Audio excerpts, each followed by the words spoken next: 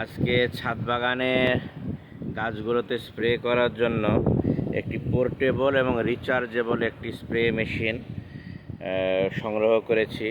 এটা সংগ্রহ করেছি চুয়াডাঙ্গার মাহমুদুল ভাইয়ের কাছ থেকে। এটা ওজনে খুবই হালকা এবং বহনযোগ্য এবং রিচার্জেবল। এই যে এখানে মোবাইলের এই যে চার্জার দিয়েই রিচার্জ করা যায় এবং আমাদের ছাদ বাগানীদের জন্য খুব ভালো একটা জিনিস হবে বলে মনে করি এবং সহজে বহনযোগ্য, অল্প জায়গাতে রাখা যায়। আর এটার সাথে একটি ফিল্টার দেওয়া আছে। এখানে ধরুন পাউডার জাতীয় যে মানে ছত্রাকনাশকগুলো দেওয়া হয় সেটা এখানে আটকে যে এই স্প্রে মেশিনটা অনেক সময় জাম হয়ে যায়, সেটা আর হবে না। এখানে ফিল্টারে এটা ছাঁকনির কাজটা করবে এটা। আর এই যে এখানে এরকম নজেল, কয়েক রকমের নজেল দেওয়া আছে, এই নজেলটাই আমি ব্যবহার করছি। আর এখানে 1 লিটার একটু পানিতে একটু ছত্রাকনাশক আর একটু কীটনাশক গুলে নিয়েছি। এটা একটু আবার এটা ডুবিয়ে দিলাম। ডুবিয়ে দেওয়ার পরে এখানে একটা বাটন আছে, এই বাটন প্রেস করলেই এটা চালু হয়ে যাবে। তো আপনাদের একটু চালু করে দেখাচ্ছি। এই যে চালু হয়ে গেছে এবং শব্দ হচ্ছে, এই যে শুরু হয়ে গেল।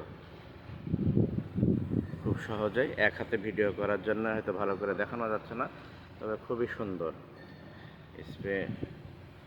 এই যে সব গাছগুলোতেই খুব সুন্দরভাবে স্প্রে করা যাচ্ছে এবং নজেলের এখানে কমিয়ে বাড়িয়ে এটাকে স্পিড কম বেশি করা সম্ভব। আর এটা আমার ড্যাং আয়োথায়া। এখানে কিছু চারা, আনারের কিছু চারা, না আনার বলছি, সাইট্রাসের কিছু চারা করা হয়েছে এখানে, সেগুলো তো দিচ্ছি। এবং পরিশ্রমবিহীন অন্য ইয়েতে, এবং দাম এটা নিয়েছে 1500 টাকা, 1500 টাকা নিয়েছে, আর কুরিয়ার খরচ আলাদা। খুবই সুন্দর এবং কোনো ঝঞ্ঝাটবিহীন। এই যে দেখুন একবারে স্প্রেতে ভিজে গেছে আনারগুলো। অনেক দিন বৃষ্টি হচ্ছে, ছত্রাকনাশক কীটনাশক কিছুই স্প্রে করতে পারিনি, তাই একটু স্প্রে করে দিলাম। এটা একটা আঙুর গাছ। তো এই যে এখান থেকে নিচ্ছে পানি এই পাইপ। আর এগুলো কিন্তু পাট পাট করে সবই খোলা যায়, এগুলো সবই পাট পাট করে খুলে রেখে দেওয়া যায়। আর এখানে আবার প্রেস করলেই বন্ধ হয়ে গেল। এই যে এটা আমি আবার একটু হটিয়ে নিয়ে আমার এখানে একটু কাঁকরোল গাছে দিব। বৃষ্টির কারণে ছাদ বাগান খুব এলোমেলো হয়ে আছে।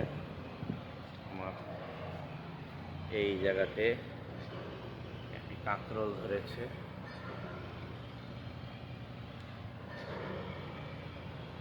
কাঁকরোলটা এখানে, এটা হয়তো টিকবে না। কাঁকরোল গাছে একটু স্প্রে করে দিচ্ছি।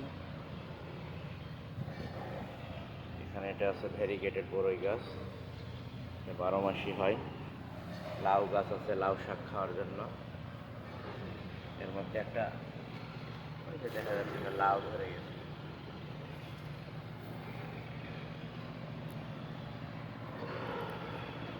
স্প্রে খুবই সুন্দরভাবে দেওয়া যাচ্ছে।